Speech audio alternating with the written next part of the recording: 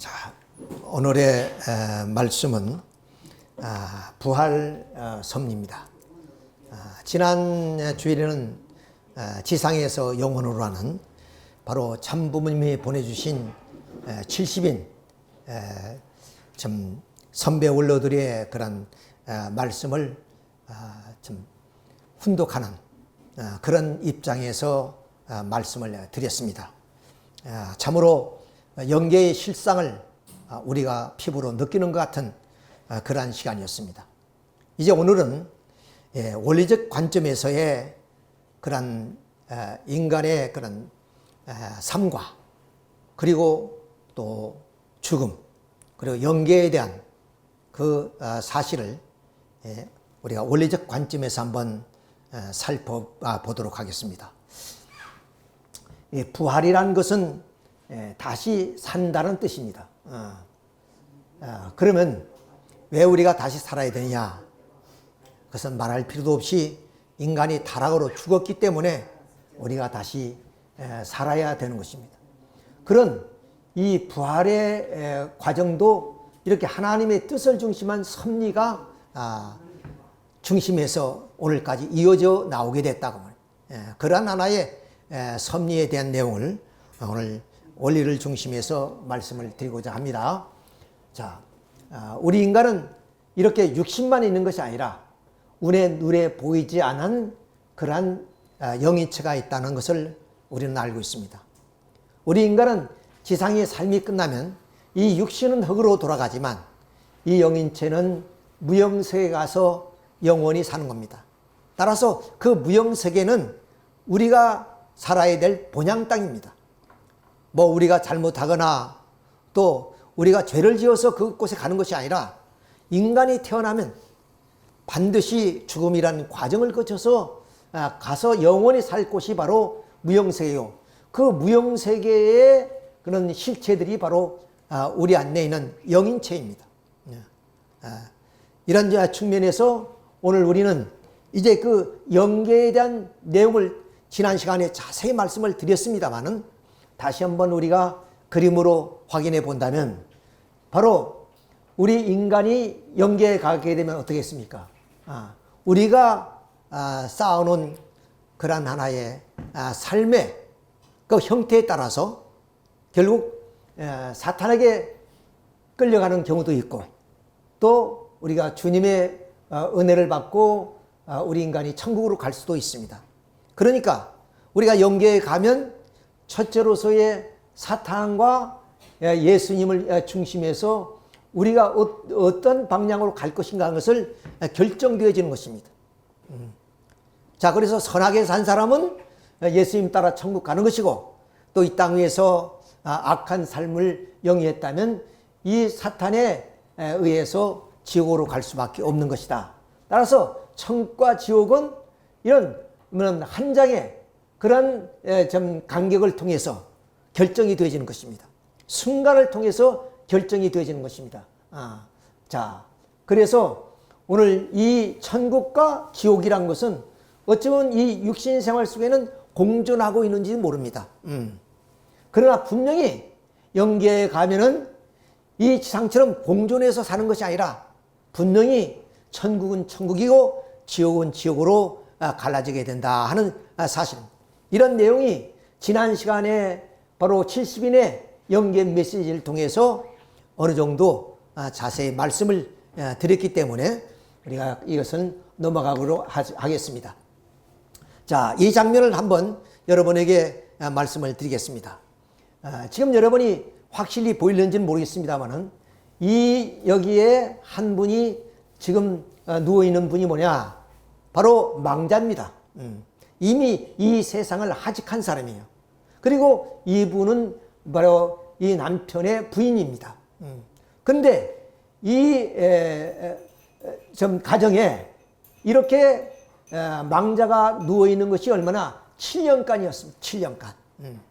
그리고 이분만 있는 것이 아니라 그의 시집에 있는 그 동생들과 함께 또 두 자녀와 함께 7년간 이 망자와 함께 생활했다 하는 사실입니다. 이건 놀라운 하나의 이야기입니다. 지난 2013년에 이런 사실이 세상에 밝혀지게 됐습니다. 그럼 왜 이렇게 되느냐? 그것은 이분이 독실한 기독교입니다. 근데 기독교에서의 그 부활관을 보면은 우리 인간은 이 지상에 영원히 사는 것으로 그렇게 성적 내용들이 있습니다. 그렇지 않은 부분도 있지만은 그리고 또 마태복음 27장에 보면은 죽었던 그 사람들이 무덤이 열리고 그 무덤에서 나오는 장면을 또한 묘사한 내용들이 있습니다. 이런 하나의 그 기독교의 부활관의 입장에서 봤을 때 자기 남편이 꼭 살아날 것이라는 신념에 차 있는 신앙을 가지고 있는 가정이었습니다. 그리고 이 망자는 고급 관리였고, 그리고 아내는 바로 약사입니다. 그래서 7년 동안 어떻게 부패하지 않고 이렇게 시신이 온전히 남을 수 있느냐 하는 것이 하나의 의문이지만은, 그러나 검사 결과 방부제라든가 이런 거 안 썼던 걸로 나타났습니다. 그래, 약사이니까 어떤 좀 기술적 내용을 통해서 아마 이렇게 7년 동안 바로 동거했다는 이 놀라운 사실이 세간에 알려져서 사람들을 어리둥절하게 만들었습니다. 자, 과연 우리가 이 육신이 영원히 이 땅 위에 사는 것이냐? 그것은 어떻게 보면 우리 인간 속에 영원히 살고 싶은 어떤 개념이 있기 때문에 그렇습니다. 자, 이런 입장에서 우리는 그 성서의 그런 그 부활관을 우리가 새롭게 조명해야 된다 하는 입장에서 이 원리를 통해서 우리는 조명을 해봐야 됩니다. 자, 그러면 이 부활이라는 것은 다시 사는 것이기 때문에 우리가 본래 하나님이 우리 인간을 창조하실 때 어떻게 창조했느냐 하는 사실을 창조 원리를 통해서 육신과 영인체의 하나의 관계를 우리가 한번 살펴보도록 하겠습니다. 자, 우리 인간은 뭐 육신이라는 것은 좀 당연한 것이지만은 내 육신 속에 또 하나의 나가 있다는 것이, 그것이 바로 영인체라고 부릅니다. 뭐 영혼이다 뭐 이런 얘기도 하지만은 우리 원리에서는 영인체라고 부릅니다. 그런데 고린도전서 15장 4절은 육이 몸이 있는 즉 신령한 몸이 있다 그랬습니다. 그것은 바로 영인체를 가리키는 말입니다. 자, 그러면 이 육신에는 육체와, 쉽게 말하면 우리가 이 육체의 그런 살 덩어리, 그와 우리 이 육체를 움직이는 그런 육심이라는 게 있어요. 육심. 마침 동물의 본능심과 같은 것인데, 그것은 나를 생존하고자 하는 그런 하나의 마음, 또 어떤 위협이 왔을 땐 그 위협으로부터 나를 보호하고자 하는 마음, 번식하고자 하는 마음, 자각하고자 하는 마음, 이런 활동의 그런 그 모든 방향성이 이 육심을 통해서 이루어집니다. 자, 그러면 이 육신이 성장하기 위해서는 양적인 영양소인 빛과 공기, 그리고 음적인 영양소인 물질을 섭취함으로써 혈액을 중심에서 수정할 때 이 육신은 성장하게 됩니다. 근데 창조원리에 의하면 이 육신이 성장 과정은 3단계로 나는데 그 단계가 소생기, 장성기, 완성기로 되어 있습니다. 따라서 이 소생기, 장성기, 완성기를 통해서 육신은 이렇게 성장합니다. 그러니까 다시 말하면 우리가 소년 시절, 청년 시절, 그리고 장년 시절, 이렇게 우리가 비교해 볼 수 있죠. 자, 그러면 우리 영인체는 어떤 존재냐?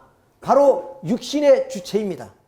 즉 우리의 마음이 명령에 의해서 내 육신이 움직이는 것처럼, 마음의 그런 그 생각에 의해서 내가 행동하는 것처럼, 바로 이 영인체가 주체가 되어서 나라는 존재의 그런 삶을 영위해 나가게 됩니다. 따라서 이 영인체는 육신이 주체일 뿐 아니라 하나님과 직접 통함 뿐 아니라 무형실체의 세계에서 영원히 생존하는 존재입니다. 이 영인체가 있기 때문에 우리는 영원히 살고자 하는 것입니다. 그런데 이 영인체와 함께 지상에서 영원히 살 수 없다는 거예요. 자, 그러면 이 육신이 이러한 성장기가 있듯이 이 영인체도 바로 어떤 요소에 의해서 성장해 나갈 수밖에 없습니다. 자, 그 요소가 바로 하나님으로부터 오는 하나의, 이거 잘못됐습니다. 자, 우리 인간의 영인체에도 육심처럼 생심이란 게 있잖아요. 생심은 사랑의 근원이고, 예? 정적인 그런 하나의 근원이 되는 그것이 바로 생심입니다. 그러니까 가치를 추구하고 본질을 탐구하고 희생봉사하고 사랑하고자 하는 그러한 마음, 이런 마음이 이 생심작용에서 나타나게 되는 것입니다. 자, 근데 이 육신이 성장하려면 먼저 하나님으로부터 온 생소를 받습니다. 생소란 것은 뭐냐면 생명의 요소인데, 쉽게 말하면 하나님의 사랑이라고 이렇게 생각하면 쉽습니다. 예를 들어서 어린아이가 성장하는데, 어머니의 젖만 빠른 것이 아니라 그 어머니의 사랑에 의해서 아이가 성장합니다. 그러니까 어미 없이 그냥 우유를 빨고 그리고 살아간 아이들, 쉽게 말하면 고아들은 어떤 게야? 부모의 사랑이란 걸 잘 모르죠. 그런데 사람은 이렇게 음식만 섭취해서 성장하는 것이 아니라 반드시 거기는 부모의 사랑이든 또 부부간의 사랑이든 사랑의 요소가 있어야만이 그 인간은 올바르게 가치를 추구하면서 살아갈 수가 있는 겁니다. 자, 그러면 이런 양적인 요소가 있을 뿐 아니라 바로 육신으로 또 오는 요소가 있으니 그것을 생명 요소라고 합니다. 예를 들면 우리가 좋은 일을 하면 마음이 기쁘죠. 그리고 항상 또 우리가 그 생각에 따라서 우리의 삶의 변화가 이루어지게 됩니다. 이것은 무엇을 말하냐? 바로 육신으로부터 영인체에 오는 요소가 있다니 그것이 생명 요소입니다. 그런데 수수법에 의해서 받기만 하는 것이 아니라 이 영인체는 육신으로부터는 건강한 요소를 받았고 하나님으로부터의 사랑을 받게 되면 그러면 자연스럽게 성장해 나가는데, 그 성장하는 과정 속에서 받기만 하는 것이라 다시 육신에게 돌리는 요소가 있으니 이것을 생명 요소라고 합니다. 그러니까 우리가 어떠냐, 좀 음식을 먹지 않더라도 우리가 기쁠 때는 배가 부르고 또 은혜가 충만하는 경우도 있지 않습니까? 더욱 신앙인들에게 있어서는 그야말로 하나님의 은혜를 받게 되면 우리가 밤을 자지 않더라도 또 음식을 섭취하지 않더라도 힘이 나고 기쁘고 행복감을 느끼는 이유가 뭐냐? 바로 생심작용에 의해서 바로 이 영인체로부터 생명 요소가 오기 때문에 그렇다 하는 것을 우리가 알 수 있습니다. 자, 그러면 이런 영인체도 성장해야 되는데 어떻게 성장하느냐? 바로 이런 그 육신이 소생기, 장성기, 완성기를 통해서 성장하듯이 영영체라는 하나의 체를 가질 뿐 아니라 다시 성장해서 장성기와 같은 생명체로서 성장합니다. 그럼 완성기와 같은 생명체로 완성하는 것이 우리 지상에서 육신을 쓰고 영인체가 완성하는 그런 단계가 생명체입니다. 그러니까 이것을 우리가 보게 되면 영인체의 성장은 반드시 어디서 육신을 토대로 해서 성장한다, 그 말입니다. 그 말은 다른 말로 표현할 때 육신이 죽게 되면 영인체는 성장이 멈춘다, 그런 얘기가 되겠습니다. 자, 그래서 이 육신을 토대로 해서 영인체가 성장하는데 이 영영체를 이룬 그 영인체는 바로 영영체급 영계, 이런 곳에 가죠. 나중에 영영체급 영계가 어떤 것인가 자세히 말씀드리겠습니다만은, 또 생명체를 이룬 영인체는 낙원에 간다는 거예요. 낙원. 그리고 생명체를 이룬 인간은 바로 천국에 들어간다는 거예요. 그러니까 이것이 그 영계에 가서는 빛으로 이렇게 나타난다는 거예요. 그러니까 천국에 간 사람은 발광체로서의 존재하고, 또 낙원에 간 사람은 반사체와 같은 빛으로 존재하는 것이고, 그리고 영영체급 영계에 간 사람은 희미한 등불처럼 그런 빛을 발하는 거예요. 따라서 우리가 천국 가느냐 낙원 가느냐 지옥 가느냐 하는 것은 바로 이 육신을 쓰고 내가 성장했느냐 성장하지 못했느냐에 따라서, 내가 얼마나 발광체가 되느냐에 따라서 바로 결정되어지는 것이다 하는 사실입니다. 따라서 영인체의 감성은 어떠냐? 반드시 육신 생활을 통해서 이 감성을 느껴지게 됩니다. 예를 들어서 부모의 사랑, 부부의 사랑, 자녀의 사랑. 그럼 우리는 육신을 쓰고 가정을 통해서 그 사랑을 채우려 할 때 비로소 사랑의 감성을 이 영인체가 느끼게 된다 그 말입니다. 전번에도 한번 말씀드린 적이 있는데 어느 좀 여인이 참 예수님을 알고 나부터는 시집도 안 가고 고고하게 나는 예수님처럼 그렇게 살려야겠다 하는 마음을 가지고 열심히 신앙생활을 했습니다. 근데 이제 결국 늙어서 영계를 가는데 베드로 사도가 있어요. 그게 반가워서 베드로 사도님 제가 왔습니다. 그러세요? 수고하셨네요.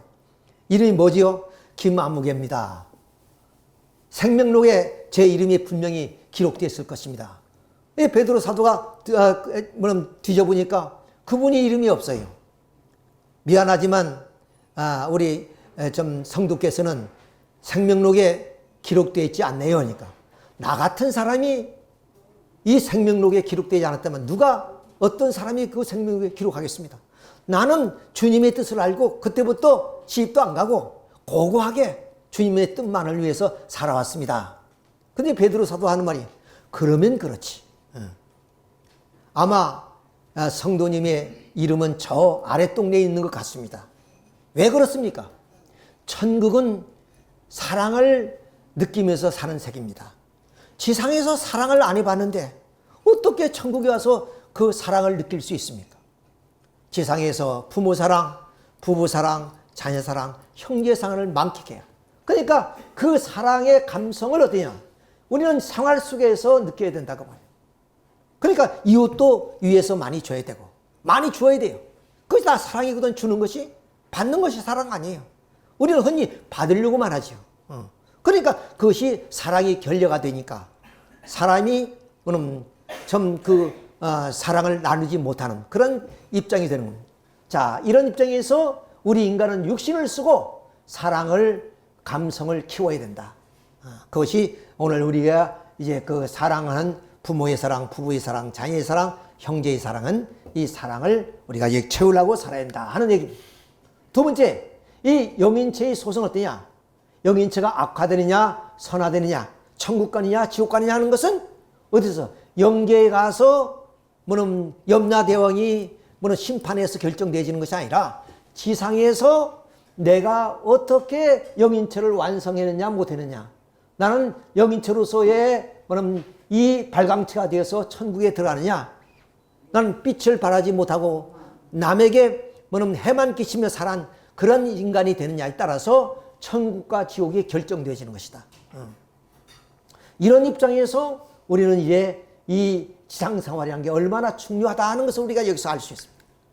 그 다음 구원섭리의 제1차적인 목적. 주님이 오셔서 우리에게 구원하고자 하는 목적이 뭐냐? 영계에서 천국을 보내고자 하는 것이 아니라 지상에서 천국 생활을 하며 살다가 영계에 가야 천국으로 들어갈 수 있는 거예요.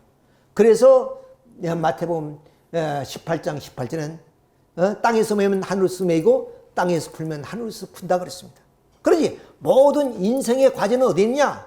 하늘에 있는 것이 아니라 땅에 있습니다. 예를 들면 좀 남녀간에 사랑하는데 양가 부모님들이 반대를 해서 성사를 못했다. 그러면 우리 저 하늘나라에 가서 자유롭게 사랑하자 해서 그리고 자살하는 경우도 있지요. 그래서 영계에 가서 자유롭게 사랑할 수 없습니다. 지상에서는 자유롭게 사랑할 수 있어요. 그러나 영계는 그렇지 않습니다. 그것처럼 모든 우리 인생의 문제는 땅에 있지 하늘에 있는 거 아니에요. 그래서 예수님이 땅에 있는 베드로에게 천국 문 열쇠를 놔두고 갔습니다. 그것은 모든 인생의 과제는 땅에서 해결해야 된다는 그런 하나의 의미를 가지고 있습니다. 이런 의미에서 우리의 지상의 삶이란 게 얼마나 중요하다 하는 것을 우리가 나눴어요. 이런 것도 우리가 모른 채 지상에서 부와 명예와 권세를 얻기 위해서 발버둥치며 살아가는 우리 인생. 자, 이런 것을 우리가 생각하면서 지난 시간에 말씀드렸던 그 영계의 실상을 오늘 우리는 이 지상에서 이렇게 모든 것을 준비하고 가야 된다 하는 것을 말씀드릴 수 있습니다. 그러면 육신과 영인체의 관계는 어떤 관계냐? 그것은 마침 나무와 열매와 같습니다. 육신이 나무라면 영인체는 바로 열매입니다. 과수의 농부는 과수를 좀 가꾸면서 뭐예요? 열매를 따기 위해서, 가을에 열매의 풍성한 그런 열매를 따기 위해서 봄과 여름에 열심히 땀을 흘리는 겁니다. 그것처럼 우리 일생이란 게 뭐냐? 이 나무와 같은 것인데 나의 영인체를 완성시키기 위해서 내가 천국에 들어갈 수 있는 발광체로서의 그런 사랑을 듬뿍 가지고 영계에 갈 수 있는 그런 나라로서의 우리가 살아가야 되는 것이 육신의 삶이었다 하는 사실입니다. 이것만은 분명합니다.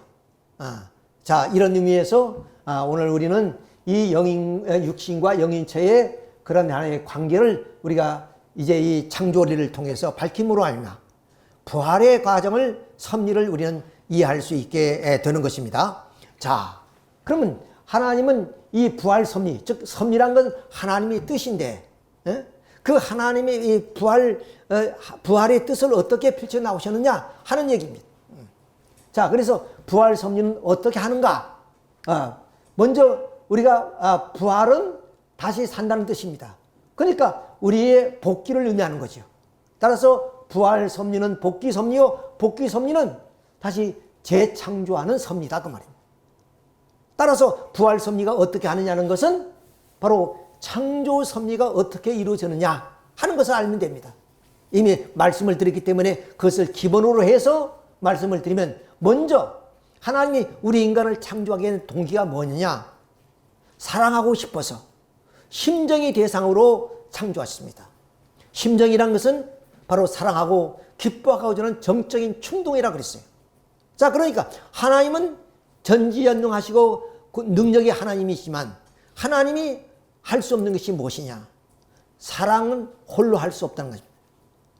하나님이나 우리 인간이나 똑같이 사랑하려면 반드시 사랑의 대상이 있어야 됩니다. 따라서 하나님도 사랑의 그런 본체이시기 때문에 사랑하기 위해서 대상으로 우리 인간을 하나님의 형상을 닮은 존재로 창조하셨다는 거예요. 따라서 창조의 동기는 하나님의 심정에서부터 우러나왔다 그 말이에요. 그런 심정의 동기에서 창조된 우리 인간이 창조될 때 어떻게 해요? 말씀으로 창조될 때, 말씀으로. 그런데 오늘 우리가 좀 학교에 가서 공교육을 받고 가정에서 가정교육을 받고 사회의 경험을 통해서 우리가 성장하는 것은 무엇이냐? 그것은 바로 이 말씀으로 우리 인격을 도약시켜 나가는 겁니다. 이렇게 그 말씀의 공부는 뭐야? 우리 스스로 하는 거예요. 학교에 가서 공부하는 것도 또 가정에서의 그런 윤리 도덕적인 그런 삶도 우리 인간 자신의 노력에 의해서 이루어지는 거예요.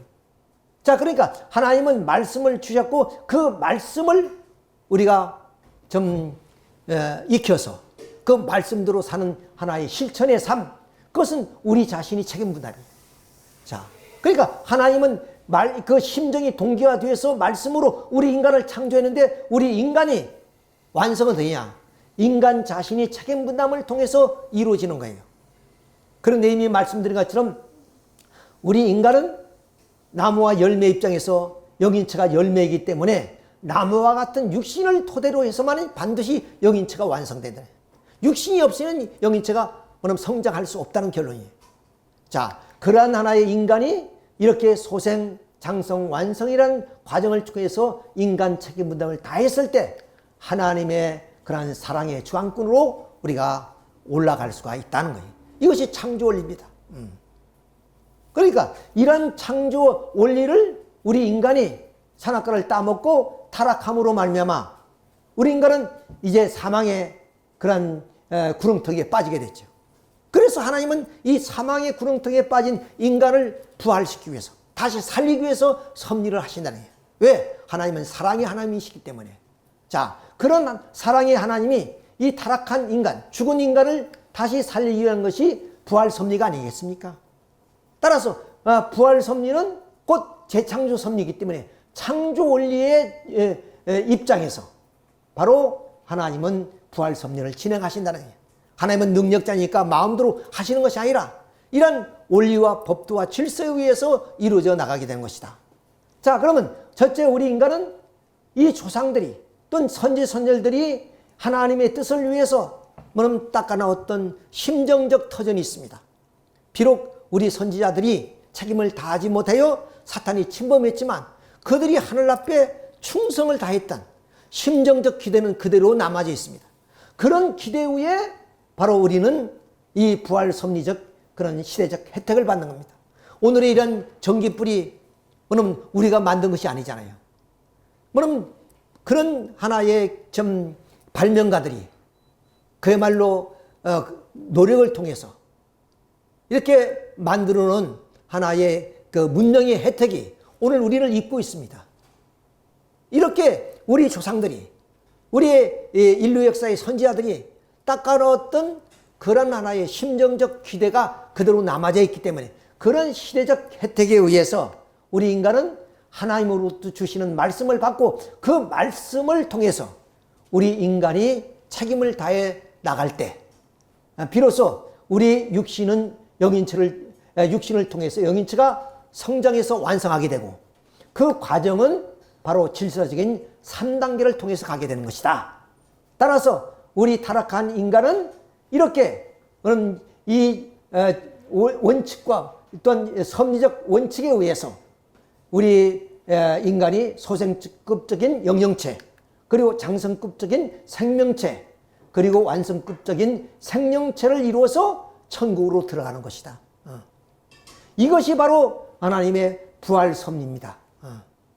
그러니까 이러한 하나의 원리와 질서와 법도에 의해서 우리는 이 땅 위에 살아가야 된다 그 말입니다. 자, 그러면 우리는 이 지상에서 어떻게 살아야 될 것인가 한 것을 우리가 자세히 한번 살펴보겠습니다. 자, 이미 부활 섭리는 이러한 네 가지의 그 원칙과 법도에 의해서 진행된다는 것을 말씀을 드렸습니다. 자, 그래서 첫째 우리 인간이 이런 소생, 장성, 완성의 길을 거쳐서 완성해야 되는데 타락해버렸단 말이에요.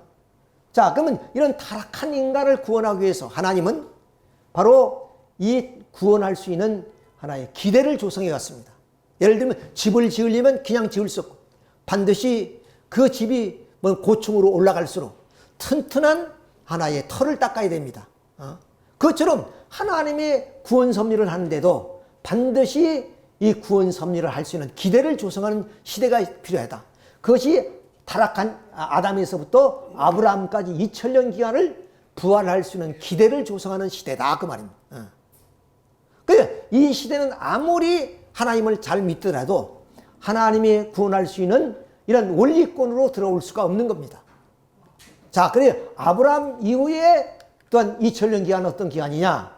그것은 바로 하나님이 그 원리와 법도와 질서에 의해서 소생부활할 수 있는 섭리적 시대입니다. 따라서 이 시대에는 하나님이 주시는 어때요? 율법이 말씀을 주시죠. 자, 그 말씀을 인간 자신이 책임을 통해서 완성해 나가는 겁니다. 그래서 율법을 잘 우리는 믿고 행하면은 우리 인간은 어때냐? 그래서 영영체를 이룹니다. 영영체.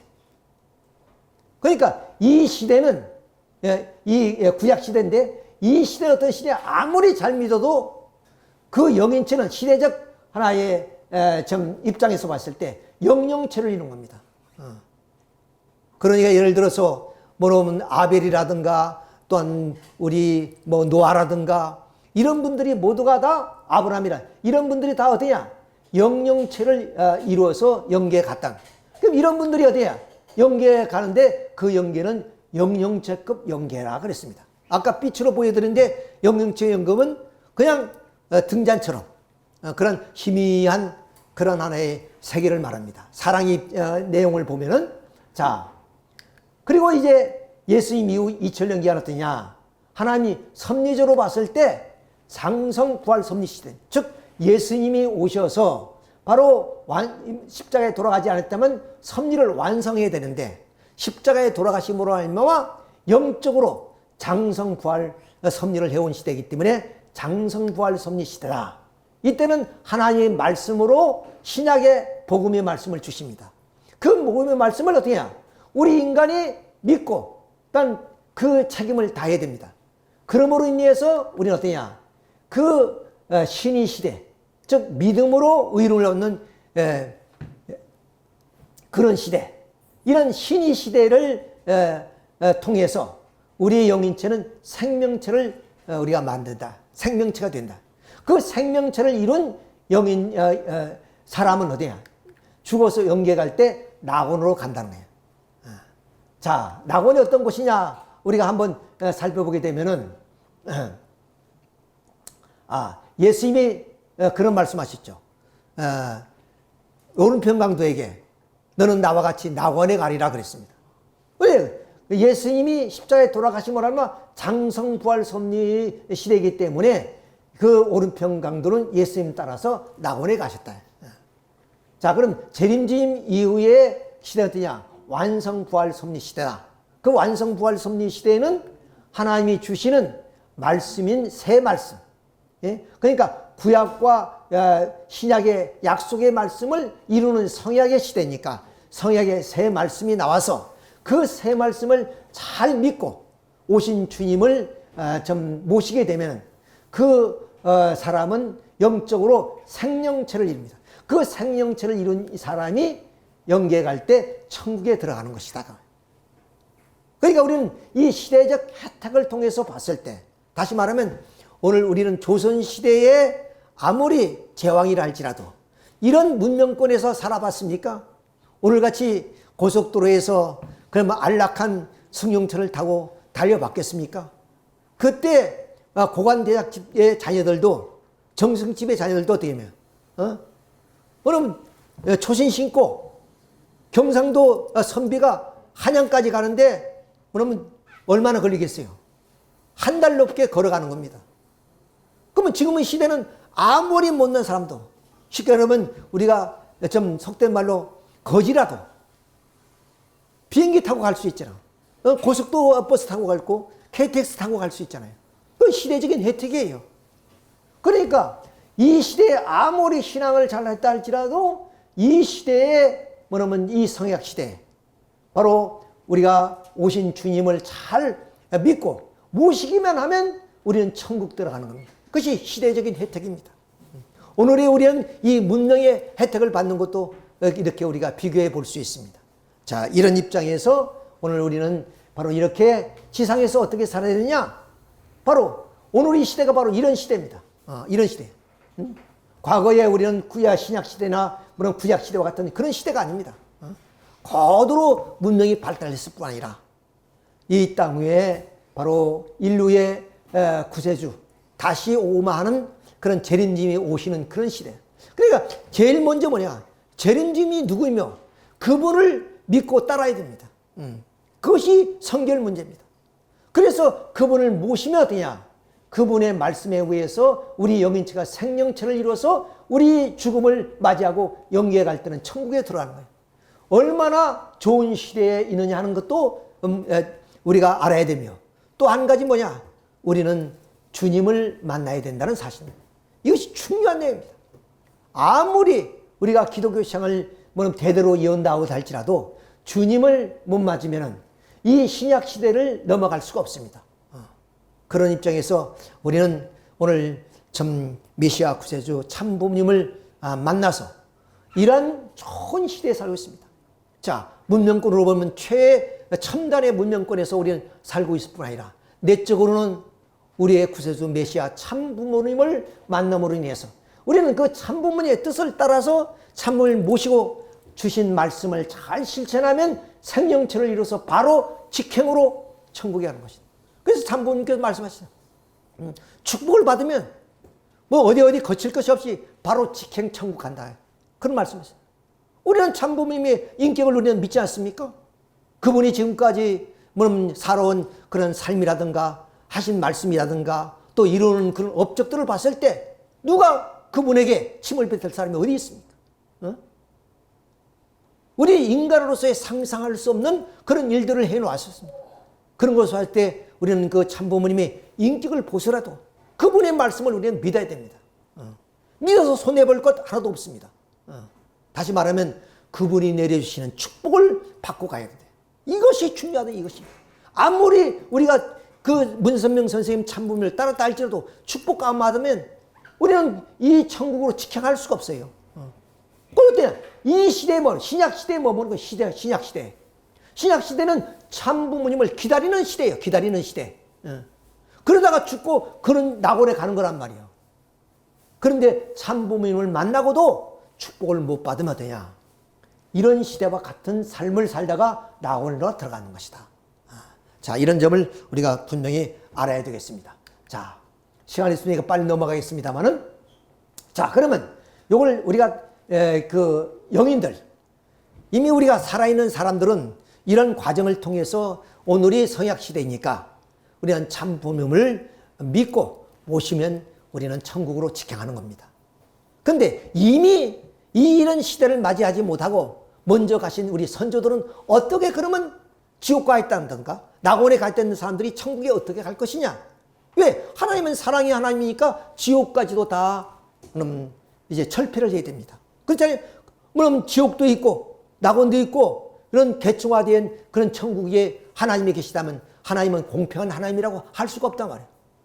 예를 들어서 시대를 잘못 타고낸 그런 사람들이 얼마나 억울하겠어요. 예를 들면 우리가 일제시대에 태어난 분들은 그야말로 주권을 상실한 채 제대로 배우지도 못하고 살아간 사람들이 많을 거 아니겠어요. 우리는 시대를 잘 타나서 이런 말하면 첨단 과학시대에 태어나서 또 우리는 참부모를 제시시에 우리가 이런 신앙길을 거겨야 된다. 이건 시대적 혜택입니다. 그러면 그 시대의 혜택을 못 받은 사람들은 어떻게 할 것이냐? 하나님은 사랑의 하나님이기 때문에 지옥까지도 철폐하고 모든 일을 구원하신다는 거예요. 그러면 영계에 가신 분, 즉 육신이 없는 분들은 어떻게 구원할 것이냐? 이 내용을 지금 말씀드리고자 하는 겁니다. 자, 우리 인간은 이미 말씀드렸듯이 육신과 영인체가 있습니다. 육신은 빛과 공기와 물질을 중심해서 혈액을 중심해서 우리는 육신이 건강하게 살아갑니다. 자, 그러면 이 영인체는 어떻게 성장하느냐? 하나님으로부터는 사랑의 생수를 받고 육신으로부터는 생명 요소를 받고 또 생명 요소를 줌으로써 영인체와 육신이 수수장유해서 영인체도 성장하고 영인체도 성장하고 육신도 성장하게 되는 것입니다. 자, 그런데 우리는 영인체의 성장은 반드시 육신을 토대로 해야 된다는 거예요. 자, 이런 입장에서 육신이 건강을 잃고 만일에 좀 죽는다면 어떻겠습니까? 이것은 마침 우리가 나무와 열매와 같습니다만은 자, 어떻게 하겠습니까? 육신이 이미 좀 사망해 버리면 이 영인체는 더 이상 성장할 수가 없습니다. 자, 이렇게 육신이 없는 그 영인체는 이렇게 미완성한 부분이 있단 말이에요. 이 부분을 채워야만이 우리는 영계 천국으로 들어갈 수 있습니다. 그럼 육신이 없는데 뭐는 우리 영인체가 스스로 성장할 수는 없는 겁니다. 마침 나무에 떨어져 있는 과일이 오늘 창고에 들어가지 못하고 쓰레기에 버려지는 것 같은 거예요. 나무에 있을 때 예를 들어서 약을 잘 채워준다든가 또는 거름을 잘 준다든가 이렇게 해서 그 열매를 완숙시켜 수는 있지만은 나무에서 이미 낙과되면은 그 열매는 그걸로서 끝나버리는 겁니다. 마찬가지로 이 육신을 쓰고 우리가 완성해야 되는데 육신이 죽어버리면 이 영인체는 성장이 멈추게 된다. 그러면 이 미완성한 분야를 어떻게 성장시켜서 하나님은 우리 인간을 지옥을 철폐하고 모두가 다 천상세계로 우리를 좀 인도해 주시겠느냐 그 말입니다. 자, 그것은 바로 이 육신이 없으니까 지상의 어떤 심령과 지능과 환경과 위치에 맞는 사람에게 이 영인이 재림하는 겁니다. 육신이 없으니까 이미 영계에 갔겠죠? 영계에 가는데 자기가 완성하지 못했으니까 천국에 못 들어왔단 말이에요. 그러니까 자기 육신이 없으니까 지상의 이런 심령 기준과 지능과 환경과 위치에 맞는 지상인에게 재림해서 바로 그 지상인으로 하여금 자기가 육신과 대신한 입장에 서게 만드는 거예요. 자, 그러면 이렇게 재림해서 이 지상인은 뭐냐면 이 영인의 육신 역할을 뭐냐면 어떻게 할 수 있겠습니까? 반드시 이렇게 영인은 이 지상인에게 역사를 하게 됩니다. 그런 역사가 뭐냐? 예언을 하게 한다든가 불을 받게 한다든가, 병을 고치게 하는 신의 역사를 한다든가, 방언을 한다든가, 안수의 능력을 준다든가. 예를 들어서 좀 안수를 하면 병이 낫고 그런 경우들이 많이 있잖아요. 신기. 어린애가 글을 잘 쓴다든가, 또 노래를 잘 부른다든가. 그리고 우리는 신동이라 그러죠. 근데 그 신동들이, 어릴 때는 그야말로 좀 놀라운 그런 모습, 내용들을 보여주죠. 근데 나이가 들면 그것이 싹 사라져 버려요. 우리 처가집에 세 번째인가 신동이었어요. 그런 이미 학교 들어가기 전에 대학생들하고 수학을 풀어요. 그러니까 그 애는 어떠냐? 가장 머리가 좋다 해서 제일 기대가 컸던 애입니다.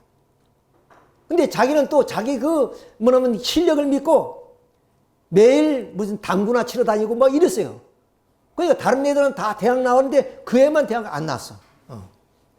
근데 이미 애가 뭐냐면 중학교, 고등학교 들어가니까 그런 하나의 것이 사라져버려요. 그런 현상들이 뭐냐? 신동들이라는 게 그렇습니다. 자, 이런 것이 바로 신기거든요. 자, 이렇게 해서 그 지상인에게 바로 이거 영인이 재림해서 그럼 역사해 줌으로 말미암아 그 지상인은 이러한 하나의 예언이나 불이라든가 방언을 이렇게 받아가서 역사함으로 말미암아 바로 이 영인은 재림의 협조를 받아가지고 미완성한 부분을 완성해 나가게 되는 것이다 하는 얘기예요. 근데 이것이 간단한 내용이 아니단 말이에요. 예를 들어서 A라는 사람한테 지금 영이 왔는데 그 사람이 영이 왔는지 그걸 못 느낀단 말이야. 지금 영은 좀 안달이 나서 어떻게 하든지 좀 육신을 산 지상인을 통해서 내가 뭐냐면 완성하지 못한 부분을 완성하기 위해서 열심히 애를 쓰지만 지상인은 잘 몰라. 예를 들면 우리가 부모들이 왔다든가 조상들이 왔더라도 잘 모른단 말이야. 그러니까 가끔 우리가 뭐냐면 좀 영통인들 이런 분들을 찾아가서 그런 내 인생에 대해서 물어보고 그러잖아요. 그러면 어느 할아버지가 좀 와 있다든가 누구와 좀 붙어 있다든가 이런 얘기들을 하지요. 이런 것들이 다 재림의 현상이에요.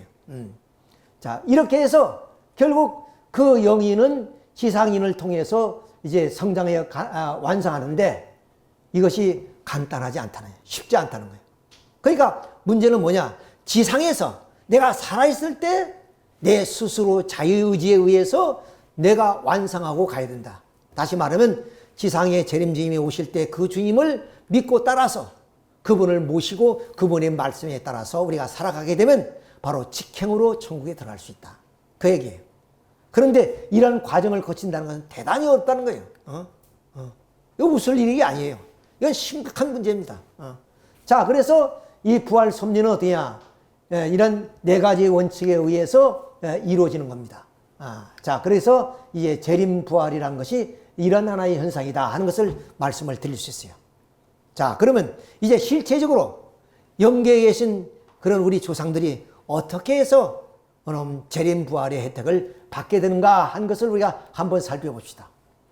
이 부활 섭리는 똑같습니다. 지상에 육신을 쓴 사람이나 영계에 있는 영인들이나 똑같습니다.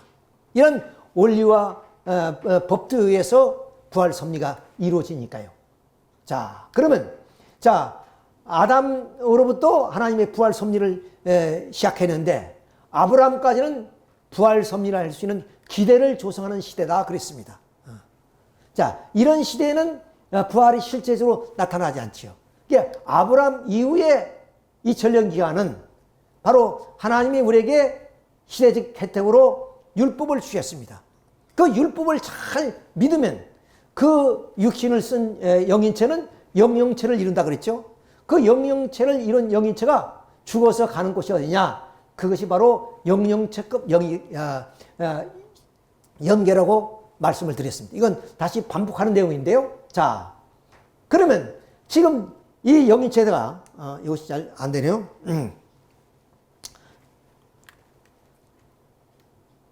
이 영인체가 지금 어디냐?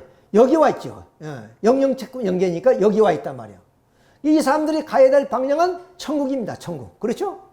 결국 최종의 그런 목적지는 천국으로 가야 되는 것인데, 그러면 이렇게 영영체급 영계에 가 있는 영인들은 어떻게 이곳으로 갈 수 있느냐? 그것이 바로 재림 역사라는 거예요. 재림. 다시 땅으로 내려온다는 거예요. 자, 그러면 이제 재림의 역사라는 것을 우리가 한번 살펴봅시다. 이것은 바로 누가복음 16장 19절에 있는 부자와 그러면 거지 나사로의 얘기입니다. 부자가 지상에 있을 때는 흥청망청 잘 먹고 살았습니다. 영계에 갔더니 이 거지 나사로는 아브라함 품에 있고 이 부자는 지옥에 들어갔다. 그래서 이 거지 나사로가 간 곳이 어디냐? 바로 이곳이다. 그 말이에요. 이곳이다. 이곳이다 하는 거예요. 자, 그러면 이곳에 가 있는 그런 나사로가 다시 낙원으로 가려면 어떻게 해야 되냐? 예수님 시대는 바로 그 섭리 시대가 돼야 바로 신약 섭리 시대라고 그랬죠. 자, 그러니까 이 예수님이 오실 때 어디냐? 유다서 1장 10절에는 수많은 성도가 함께 온다 그랬습니다. 함께 온다. 그것은 뭐냐면 예수님이 인류의 구세주로 오시는데 여기에 있는 이 영영체급 영계에 있는 사람들이 바로 지상으로 이렇게 재림한다는 거예요. 그래서 유다서 1장 14절이 그 말입니다. 예수님이 오실 때 수많은 성도가 함께 온다. 그 수많은 성도들이 뭐냐? 영계 구약 시대에 바로 영계에 가 있는 영영체급 영계에 가 있는 성도들이 그들도 다시 재림 부활의 혜택을 받기 위해서 예수님이 오실 때 지상으로 재림한다. 그래서 지상 성도들에게 주님이 어떤 분인가 하는 것을 가르쳐 주는 거예요. 예를 들면 우리가 예수님 탄생할 때 저 아라비아 반도에는 점성술자들이 별을 보고 점치는 점성술자들이 예수님의 탄생을 아시고 와서 황금 몰약 이런 예물을 드렸잖아요. 이런 것들이 뭐냐? 종교를 초월해서 이렇게 가르쳐 주는 거예요. 주님이 어디에 있다. 이런 것을 가르쳐 주는 겁니다. 그래서 우리 통일교회도 초창기에 많은 영통인들이 왔다고 그래요. 그걸 왜 그러냐? 하늘에서 문 선생이 메시아다. 이렇게 가르쳐 주기 때문에.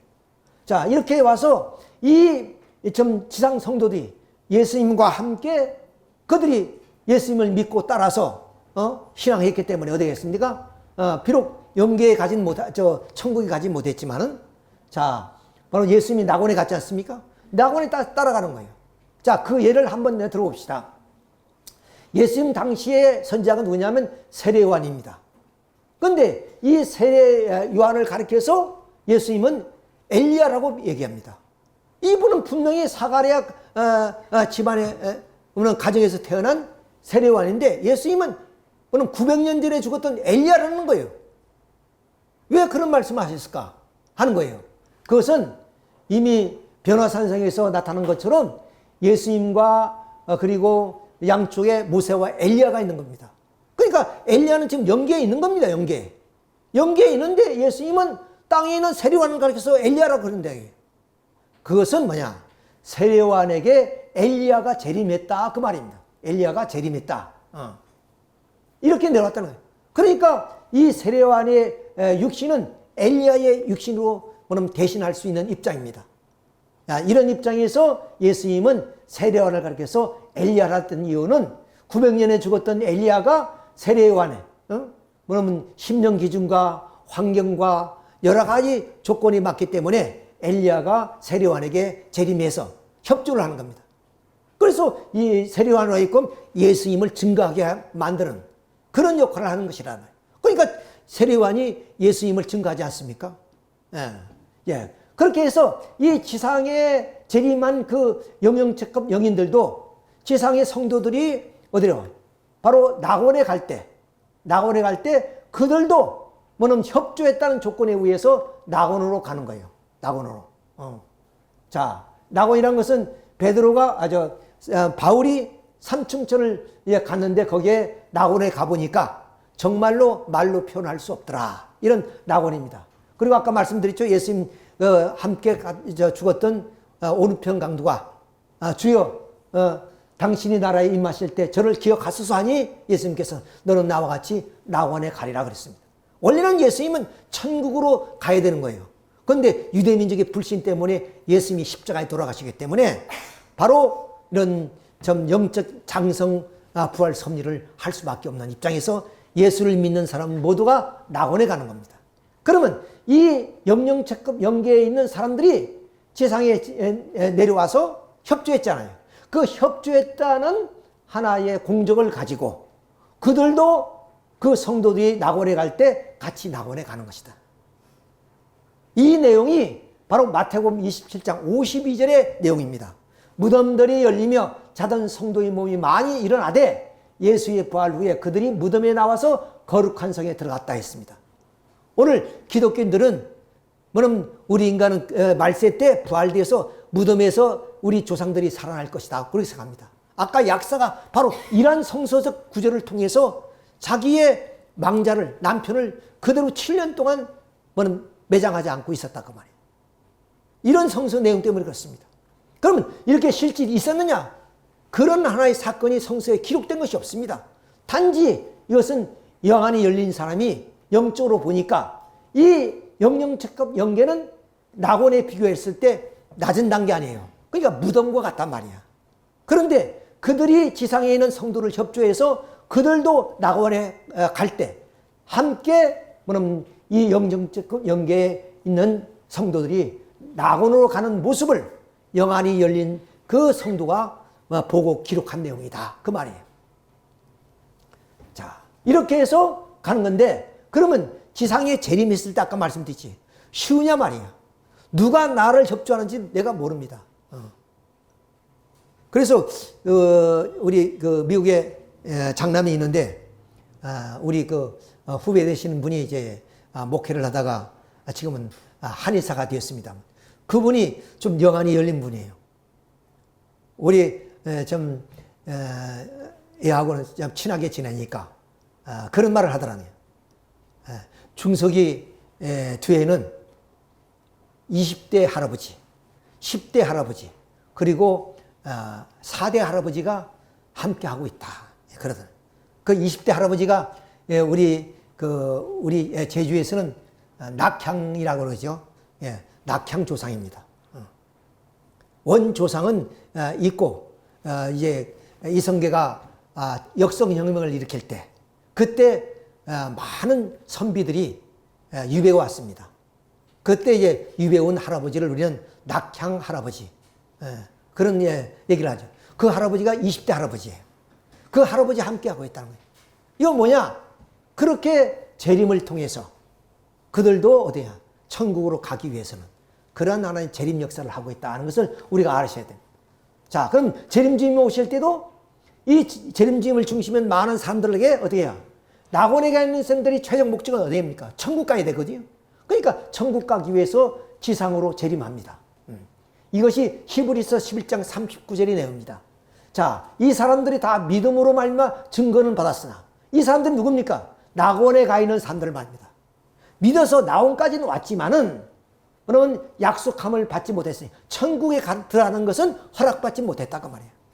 그렇으니 이는 하나님이 우리를 위해서 지상에 있는 성도들을 위하여 더 좋은 곳을 예비하신 즉 천국을 예비하신 즉 우리가 아니면 저희들 이 낙원에 가 있는 사람들이 온전함을 이루지 못한 즉 천국에 갈 수가 없느니라 그 말입니다. 이 성서가 이렇게 명확하게 구정해 주고 있어요. 그러니까 낙원에 가 있는 사람들이 천국에 갈 수 있는 길은 뭐냐? 지상에 있는 후손이나 성도들의 그런 협조 없이는 낙원으로 천국에 갈 수 없다는 거예요. 그래서 그들도 천국으로 가기 위해서 지상에 재림하는 거예요. 그러니까 아마 우리 할아버지들도 20대, 10대, 그리고 4대 할아버지가 다 우리 장남에게 협조하는 이유가 뭐였어요? 다 이런 원리를 알기 때문에 천국 가기 위해서예요. 자, 그러면 이런 지상인들이 이 주님이 오셔서 믿고 모시어서 그들이 생명체를 이루어서 천국 갈 때 어디야? 천국 갈 때 이분들도 어디야? 협조했다는 조건에 의해서 이분들도 낙원에서 천국으로 가게 된다 그 말이야. 대단히 중요한 얘기예요. 그러니까 이 과정이 얼마나 어렵냐, 복잡하냐요. 근데 아까 말씀드렸지, 지금 이 시대는 구약 시대도 신약 시대도 아니고 성약 시대예요. 그럼 메시아가 이 땅에 오셔서 완성 부활 섭리를 하는 시대다 말이에요.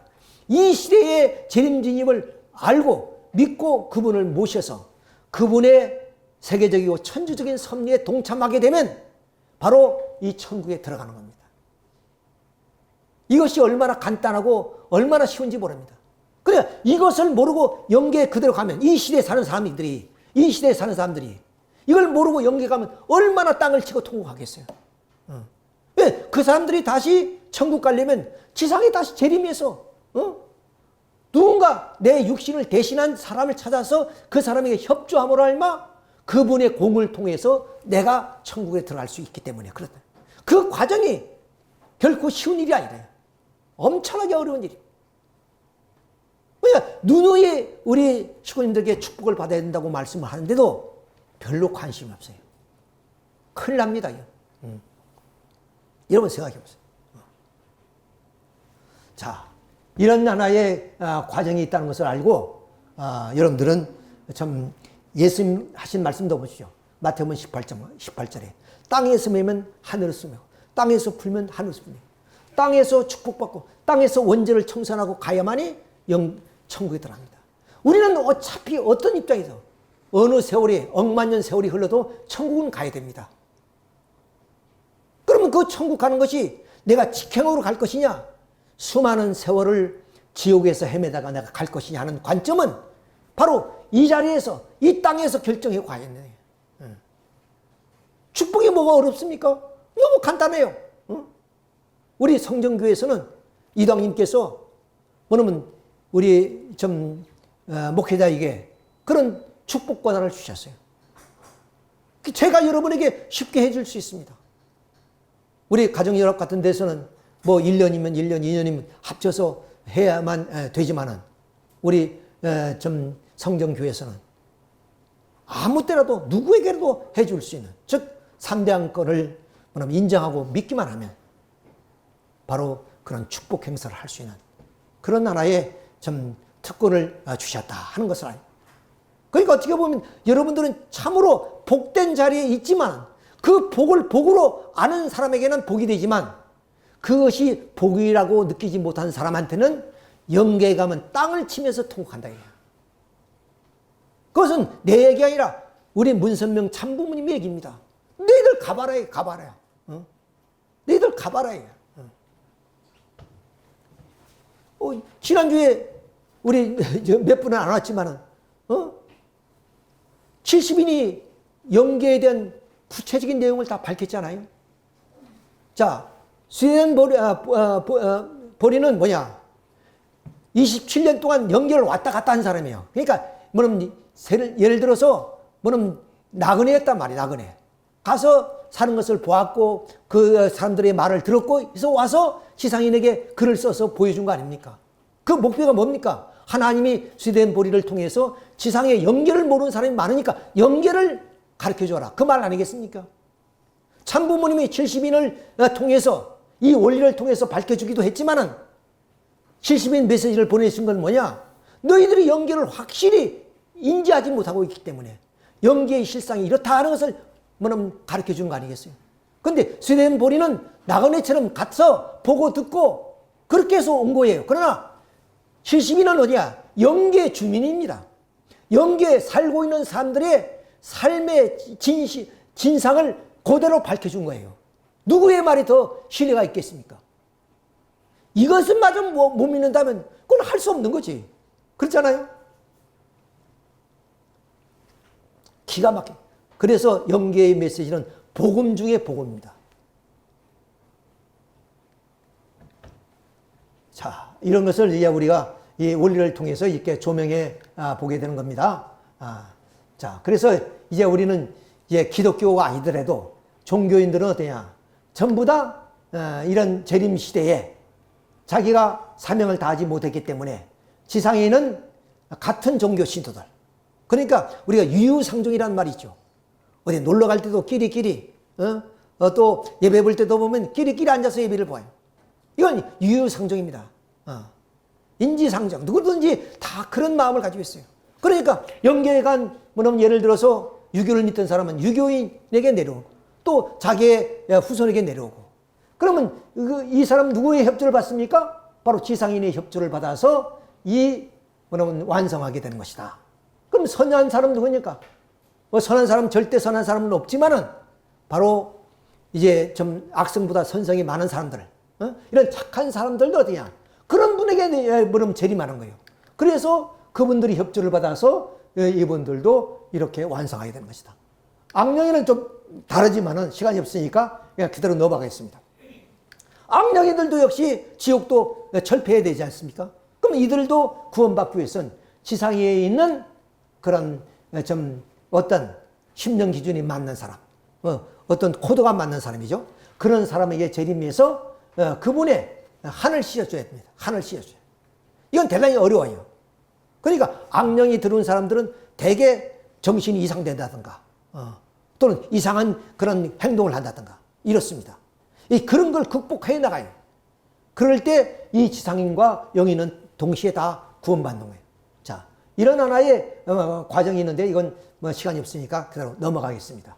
자, 이렇게 해서 오늘 우리는 원리를 통해서 바로 이 땅 위에 우리가 살아생전에 어떤 부활의 과정을 있냐 하는 얘기를 우리가 이것으로 마치겠습니다.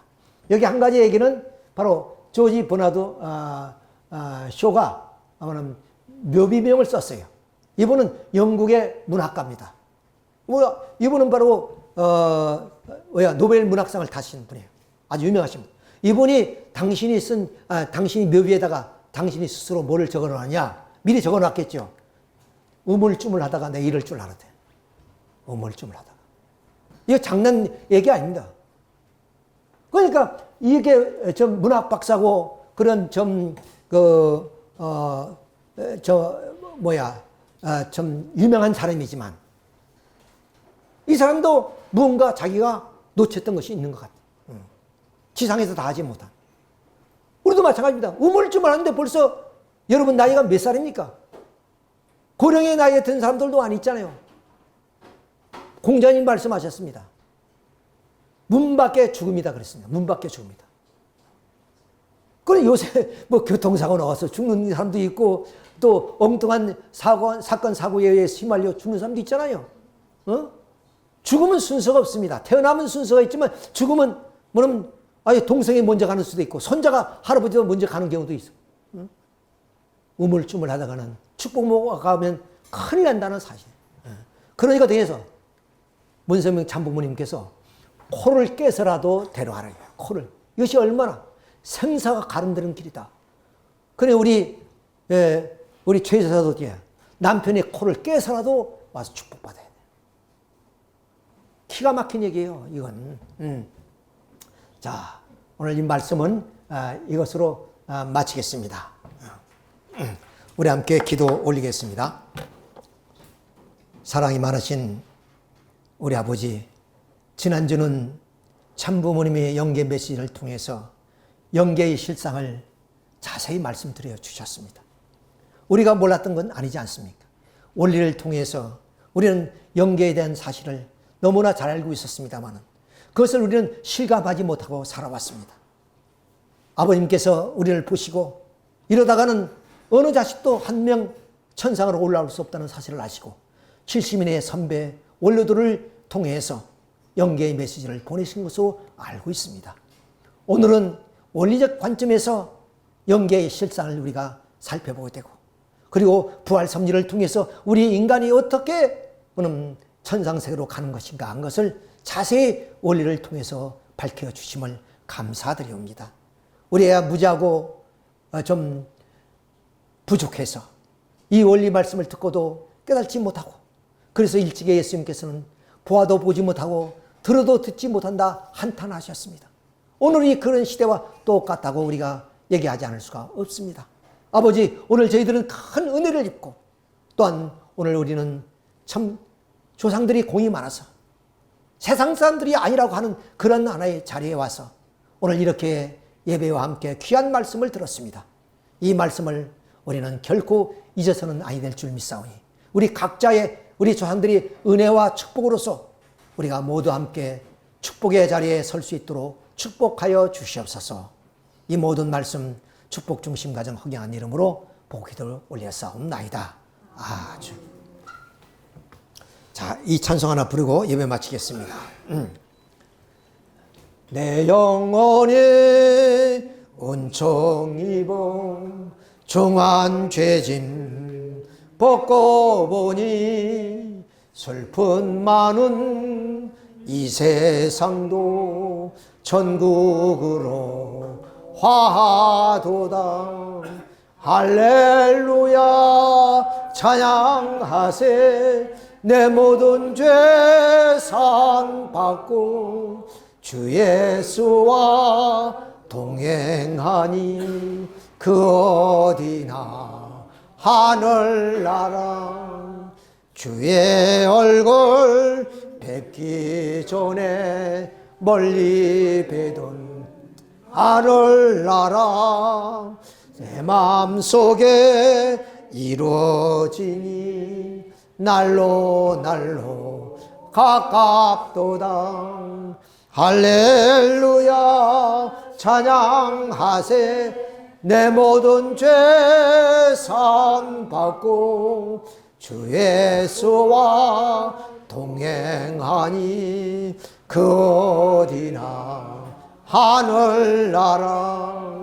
높은 산이 거친 들이 초막이나 궁궐이나 내 주 예수 모신 곳이 그 어디나 하늘나라. 할렐루야 찬양하세. 내 모든 죄 산 받고 주 예수와 동행하니 그 어디나 하늘나라. 축도 올리겠습니다.